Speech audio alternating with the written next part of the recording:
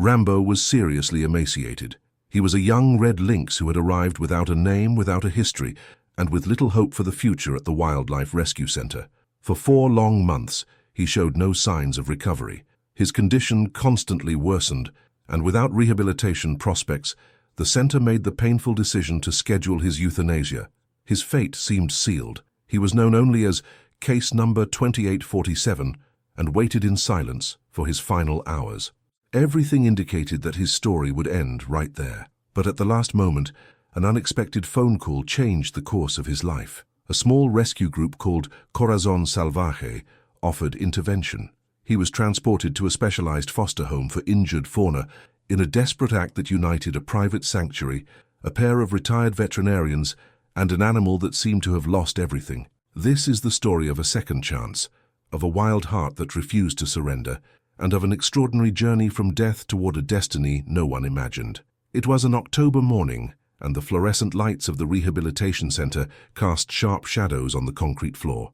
Dr. Margaret Willis, the veterinarian of this place for over 15 years, was making her rounds like every week. However, that morning, an entry in her clipboard turned her stomach upside down. Lynx number 2847. Euthanasia scheduled for Friday at 2 p.m. She stopped in front of the enclosure. Through the fence, she saw a young lynx huddled in the corner. They ironically called him Rambo, although his condition was pitiful. He barely lifted his head when she approached. His ribs stood out under irregular fur, and his eyes, which should have gleamed with wild instinct, were extinguished. Margaret remembered the day they brought him in. A tourist had found him lying unconscious beside a trail at the foot of the mountains in Colorado. He was malnourished and showed signs of prolonged captivity. He had no microchip, collar, or any clue about his origin. It was obvious he had been illegally bred as a pet and then abandoned. For months, Margaret had tried everything: supplements, special diets, environmental enrichment, but nothing seemed to awaken the natural instincts he needed to survive independently. Rambo did not hunt live prey, showed no fear of humans, and spent time motionless in corners where he felt safer. The center's policy was clear. If an animal could not be rehabilitated or serve in educational programs, it had to be euthanized. They did not have the resources to maintain him for life. She was already on her way out when her phone vibrated. Corazon Salvaje Sanctuary appeared on the screen. "Margaret, this is Jennifer Morrison from Wild Art," said the voice on the other side. "I heard you have a lynx scheduled for euthanasia." Margaret's heart beat faster. She knew this sanctuary, located several states away in Wyoming. Despite limited resources, they were known for taking difficult cases that other institutions could not handle. "Yes, but I have to be honest with you," Margaret replied. "This animal is in very bad condition. He's been here for 4 months without progress. He's completely humanized. He doesn't eat well and has lost a lot of muscle mass." "Send me his files," Jennifer interrupted with a calm voice. "Maybe we can do something." 3 days later, Margaret watched from the parking lot as Jennifer and her assistant carefully loaded Rambo into a special transporter. The lynx, barely reacting, seemed barely aware of the move, yet another sign of the emotional damage he had suffered. "Are you sure about this?" Margaret asked with concern. Jennifer smiled at her tenderly, her face tanned by years dedicated to hopeless cases. "So we have a foster family with experience. Tom and Linda Brennan. They've worked miracles before. If anyone can save him, it's them." As the truck drove away, Margaret allowed herself a small spark of hope. Maybe, just maybe, Rambo's story wasn't over yet. The Brennan property stretched across 20 acres in the Wyoming countryside. The terrain was equipped with reinforced fencing and a converted barn that functioned as a wildlife rehabilitation center. Tom Brennan had dedicated 30 years of his life as a large animal veterinarian before retiring, and his wife Linda had been his veterinary technician for part of that time.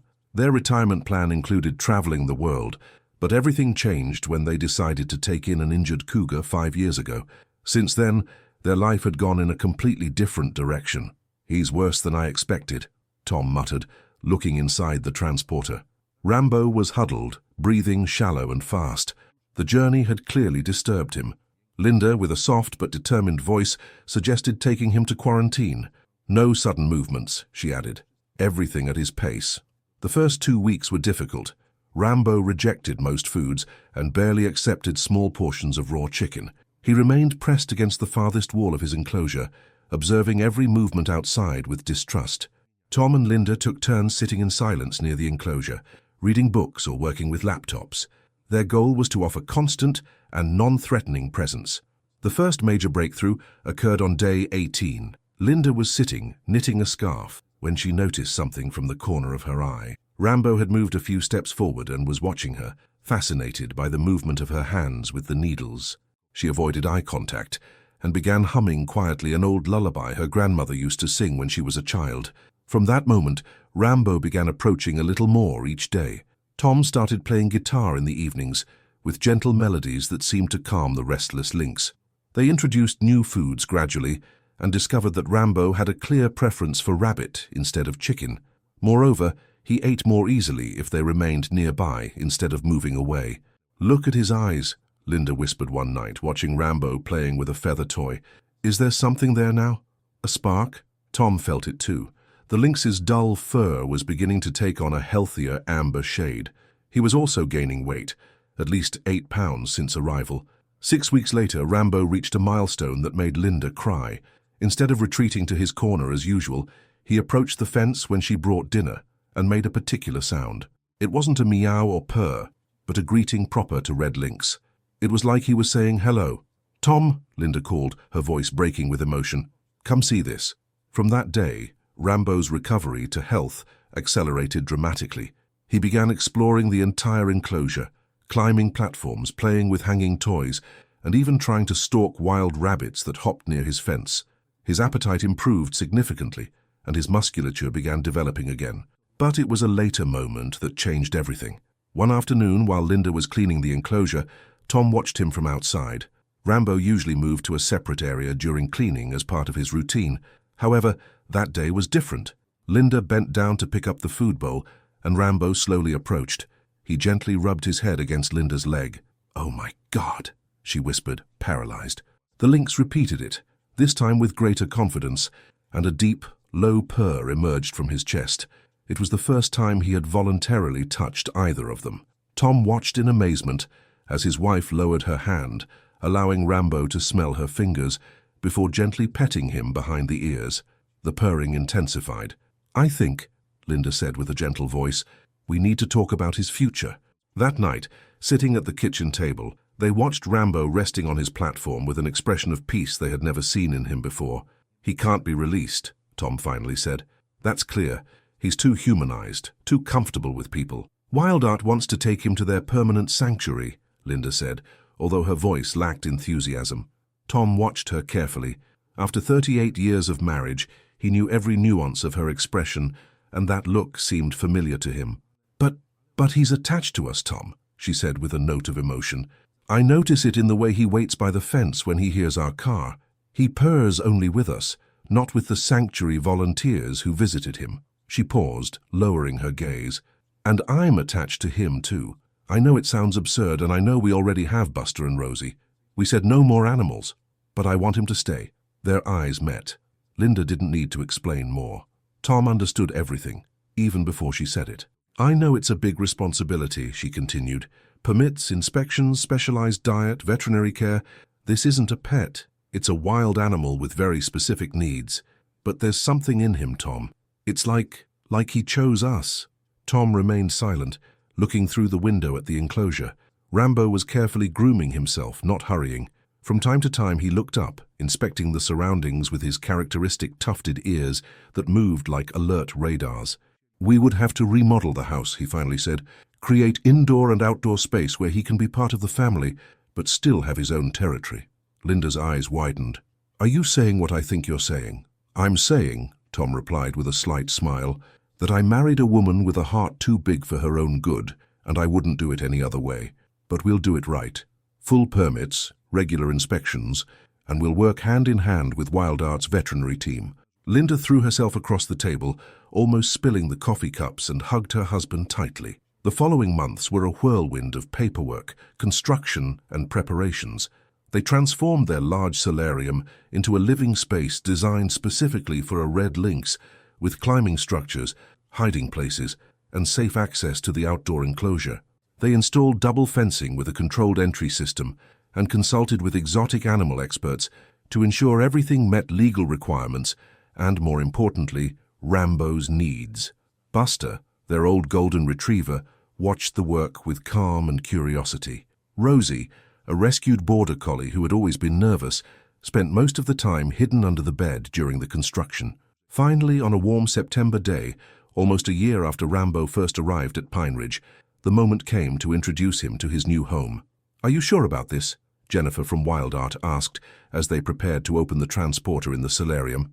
Linda and Tom exchanged determined looks. "We're sure," Linda stated. They opened the transporter door, and for a moment, nothing happened. Then slowly, Rambo's spotted head emerged. His ears rotated attentively as he analyzed the new environment. Carefully he came out, his padded paws sliding quietly across the tiled floor. What happened next surprised everyone. Instead of exploring with fear, as they expected, Rambo traversed the place with amazing calm. He examined each platform, tried the hammock installed in the corner, and finally, as if he had always lived there, jumped on the sofa and lay down with a sigh of satisfaction. "Well," Jennifer laughed, "I think he's already made his decision." In the first weeks, Rambo and the dogs were kept separate. They were only allowed to see and smell each other through safety barriers. Buster, true to his character, accepted him naturally and often lay by the glass doors, separating the solarium from the main house, wagging his tail every time Rambo approached. Rosie, on the other hand, reacted nervously, barking and retreating every time she saw him, but Rambo showed remarkable patience. He would sit in front of the glass to groom himself or play with his toys, paying no attention to her barking, as if he knew she just needed time. The big breakthrough happened unexpectedly. One night, Tom accidentally left the sliding door open while carrying Rambo's dinner. Before anyone could react, the lynx had already entered the main house. Linda's heart stopped for a moment at the sight of Rosie. She was frozen in her bed, trembling, but to everyone's surprise, Rambo simply walked past her with indifference, as if nothing unusual was happening. He cast a quick glance at the kitchen, then calmly returned to the living room, where he jumped on Tom's chair and curled up as if he had done it 1,000 times before. "Nobody move," Tom whispered, not taking his eyes off him. Rosie remained motionless for several minutes, struggling internally. Then, as if overcome by curiosity, she slowly approached to examine this strange housemate. Rambo, without flinching, opened one eye, yawned, showing his impressive fangs, and returned to sleep. It was the moment when an improbable friendship began. Rosie, who had always been too nervous to play with other dogs at the park, found unexpected peace in the lynx's presence. Rambo seemed to have a calming effect on her. Within weeks, they began spending time lying close to each other. These weren't open signs of affection, but they clearly felt comfortable sharing space. "He's therapeutic for her," Linda observed one night, watching Rosie drop a tennis ball near Rambo. Like a typical cat, he completely ignored it. But the gesture, though minimal, was deeply significant. "He's therapeutic for all of us," Tom replied, gently scratching him behind the ears while Rambo stretched on his lap, purring with the intensity of a small diesel engine. Every day revealed something new about Rambo. He had a curious obsession with fresh leaves, particularly maple and oak. Linda often found him on the porch, delicately selecting leaves she had brought. He chewed them with the concentration of a gourmet savoring an exquisite dinner. This caused comical scenes almost daily. Rosie, determined to imitate him, also tried eating leaves. She would take a bite, make a face of absolute disgust, dramatically spit and then look at Rambo as if saying, "How can you eat that?" Rambo, unmoved, continued chewing, not even looking at her. "It's like watching a nature documentary mixed with comedy," Tom laughed, recording their antics for the growing collection of videos Linda shared with the Wild Art team. Over time, Rambo established a routine centered on his new family. In the morning, he positioned himself by the window, waiting to see Tom and Linda coming down the stairs. He greeted them with a particular screech, very different from a domestic cat's meow. After breakfast, he patrolled his outdoor perimeter, stalking squirrels he never caught, and sunbathing on his favorite platform. Afternoons were for sleeping, preferably in any place where sunlight filtered through, often with Buster lying nearby. But evenings were special. That was Rambo and Tom's time. "I never thought I'd be a cat person," Tom said while Rambo settled on his lap, always careful to keep his claws retracted in his powerful paws. "Much less a wild cat person weighing 15 kilograms, he added with a smile. The bond between them became almost legendary among their friends. Some even visited them just to witness the nightly ritual. Tom in his chair, Rambo sliding onto him like a spotted blanket, both watching television in silence full of understanding. Sometimes Rambo would extend a paw to gently touch Tom's face, as if making sure his hand was still there. "He's saying, 'Thank you,'" Linda would say with glassy eyes, watching them, and she truly believed it. Every day, in his own way, Rambo says, thank you for saving me." One particularly memorable night, they received several of Tom's colleagues from his former veterinary clinic. After dinner, everyone sat in the living room when Rambo appeared, carrying his favorite toy, a plush fish almost as big as him. With great seriousness, he placed it at Tom's feet, then looked at the guests as if saying, "See what I can do." The room burst into delighted laughter. Rambo, pleased with the attention, threw himself on his cat tree and performed a series of jumps that could only be described as a circus show. "He's a showman," commented one of the guests, and everyone agreed. Rambo had discovered he liked being admired, as long as it was on his own terms and with people he had already accepted. But of course, not everything was perfect. Living with a wild animal, no matter how charming, was not without challenges. Rambo, with his untamed spirit, destroyed 2 sofas before Linda and Tom learned to provide him with appropriate scratching surfaces. His hunting instincts, though weakened, were still present, and they had to be extremely careful with small animals visiting the yard. Moreover, he required specialized veterinary care. Dr. Patricia Morse, an expert in exotic animals, made monthly visits to check Rambo's health and ensure his nutrition and care met standards. "You've achieved something extraordinary here," she told them during one visit, watching with admiration as Rambo voluntarily entered his transporter, motivated only by treats and trust. This level of cooperation in a lynx is unusual. The first winter in his new home brought unexpected discoveries. Rambo proved to deeply love snow. On the day of the first big snowfall, Linda and Tom watched him from the porch as he first cautiously touched the white blanket with his paw, then exploded in a frenzy of jumps, leaps, and spinning in the snow dust. His expression was pure joy. Even Rosie, animated by the scene, joined him in the yard, and together they created chaos of tracks and snow angels. "Look at him," Linda laughed, filming him trying to catch snowflakes in the air. As winter progressed, Rambo spent more time indoors, integrating even more with the family. He learned their routines, knew exactly when meals should be served, and showed firm opinions about any delays. If Tom was late, returning from some errand, Rambo positioned himself by the window, occasionally letting out pitiful howls that made Linda text her husband, "Your cat is mad at you." One February afternoon, Linda found them all sleeping in a scene of absolute peace. Tom was lying in his chair, Rambo stretched on him, Buster on the floor beside them, and Rosie curled near the sofa. The fireplace quietly crackled, and snow gently fell outside. Linda felt a wave of complete satisfaction. She remembered that day when Jennifer called, asking for help for a dying lynx who was expected only to receive palliative care for a few months. Instead, she had gained a family member who brought joy, laughter, and wild beauty to the home every day. "From death row to the sofa," she whispered tenderly, careful not to wake the sleeping pile of happiness. Rambo opened one eye and looked at her with an expression she swore was affection. Then he returned to sleep, his purring resonating through Tom's chest like distant thunder. On the 2nd anniversary of his adoption, Dr. Margaret Willis from Pine Ridge visited them.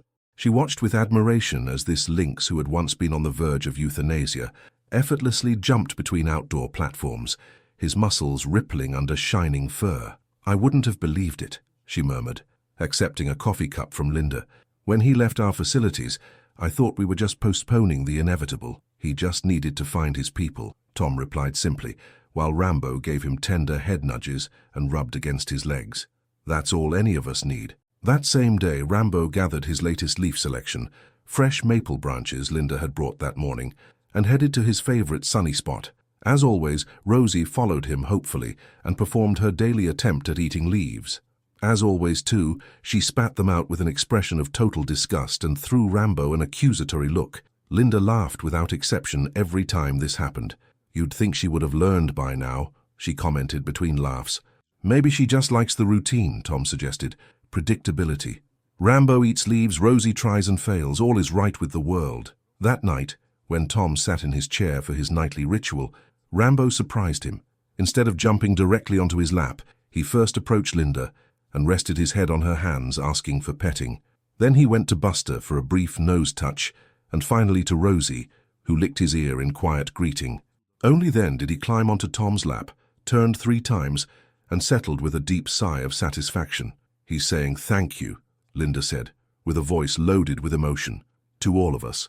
Tom stroked the soft fur between Rambo's ears, feeling how the deep purring seemed to emanate from the lynx's very soul. Nobody, he murmured quietly, nobody has given us so much, just by trusting us. Thank you for showing us, he continued, that sometimes the most unexpected families are the most perfect. As night fell over the Wyoming fields, the Brennan house settled into quiet peace. The rescued red lynx, who had once been ours from euthanasia, slept deeply on the sofa. The golden retriever dreamed of tennis balls.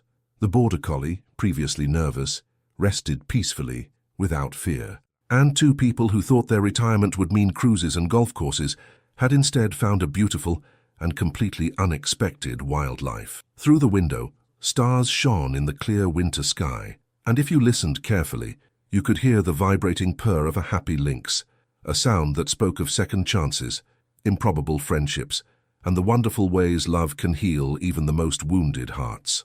Rambo was home.